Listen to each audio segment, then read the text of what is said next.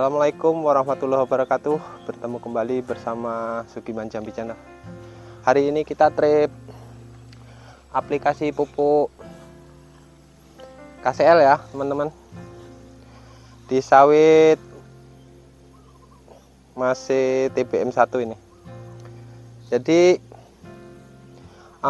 buat teman-teman ya, ini sistem pupuknya kita mau di lubang, digali keliling atau ditabur.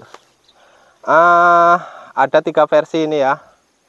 Jadi nanti teman-teman simpulkan sendiri mana yang lebih efektif untuk pertumbuhan sawit dan juga efisien untuk mengerjakannya tentunya ya. Tapi sebelum kita lanjut, buat teman-teman, kita masih minta dukungan ya saya untuk bantu ke channel ini untuk subscribe-nya. Kalau bisa share juga, sekalian like. Komennya ditunggu buat plus minusnya, buat perbaikan saya juga. Karena sebagai manusia saya juga pasti ada kekurangan. Dan itu tentunya untuk memperbaiki segala kekurangan pada diri saya dalam merawat kebun tentunya. Oke ya teman-teman. Saat kita mupuk di sawit ya, ada yang model, kadang saya ketemu yang digali 4 penjuru begitu. Sini digali lubang lah ya, di lubang 1, 2, 3, 4 gitu, 4 titik. Nah, yang model gini biasanya itu ya, kita logika aja. Itu kalau di lubang otomatis konsentrasi akar itu ngejernya ke lubang tempat ditaruh pupuk. Itu satu kekurangannya ya. Jadi akar itu lebih ke ngejer ke lubang tempat ditaruh pupuk ini. Nah, kemudian kelemahan yang kedua, ini saat kita membuat lubang itu pasti memutus akar yang kita gali lubang tersebut. Nah, 2 kelemahan saat kita membuat lubang titik 4 itu. Dan tentunya walaupun di lubang saat kita memupuk tentu masih tetap butuh curah hujan, karena tanpa kelembaban pupuk ini tidak mampu diserap. Dan cenderung saat terkena akar sekalipun, akar itu pasti gosong langsung karena pupuk tidak mampu menyerap ke tanah karena tidak ada kelembaban. Kemudian kalau kita gali, apalagi pada sawit yang sudah dewasa ya, yang sudah umur di atas 4 atau di atas 3 tahun lah, kita gali keliling, kemudian kita tabur, kita timbun lagi, itu pun sama juga. Bahkan itu lebih banyak memutus akar-akar yang sudah menjalar jauh dari batang. Dan itu efek sangat buruk sekali teman-teman, karena akar yang sudah jauh ke sini kita potong di sini demi memasukkan pupuk ini ke dalam tanah. Ini juga kelemahan dan bahkan ini fatal sekali teman-teman. Kemudian lagi-lagi walaupun digali dan pupuk itu tidak menguap, namun tanpa kelembaban pupuk ini tidak mampu diserap. Dan trik yang ketiga, pupuk itu ditabur. Dan saya lebih memilih cara ini karena saya merasa cara ini lebih efisien. Mengapa demikian? Karena saat kita nabur seperti ini ya, kuncinya itu saat kita menabur itu jangan menumpuk teman-teman. Ditabur rata seperti ini. Itu fungsinya apa? Biar konsentrasi akar itu ke segala penjuru. Dan saat menabur itu kuncinya tanah benar-benar basah ya teman-teman. Jadi pupuk mampu diserap oleh tanah dengan baik.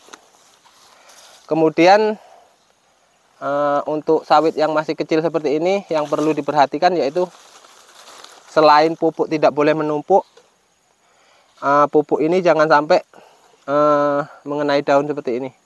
Biasanya saat habis hujan atau masih kondisi pagi itu daun basah, sehingga saat kejatuhan pupuk itu biasanya lengket di daun. Dan biasanya bukan biasanya, ini pasti daun tersebut akan gosong, lembaran-lembaran ini teman-teman. Jadi ini trik saya ya. Jadi kalau pupuk itu kuncinya satu, tanah lembab habis hujan, atau dipastikan dalam 1 minggu itu curah hujannya cukup lah. Walaupun tidak habis hujan, namun dipastikan bahwasannya curah hujannya masih dalam keadaan cukup. Kemudian pupuknya nggak boleh numpuk-numpuk gitu. Dan yang ketiga, ditabur merata. Nah, ini fungsinya biar akar ini menyebar ke segala arah. Karena kita memberi pupuk ini satu, selain memberi kecukupan unsur hara ya, yang kedua kita juga memancing akar-akar ini cepat menjauh teman-teman.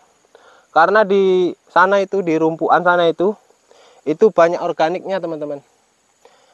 Organik dari pembusukan sampah. Jadi kita berusaha menarik akar ini jauh, itu untuk mencukupi kebutuhan organiknya. Jadi semakin cepat dia jauh, maka kebutuhan dari unsur-unsur yang dibutuhkan kelapa sawit ini itu semakin cepat terpenuhi.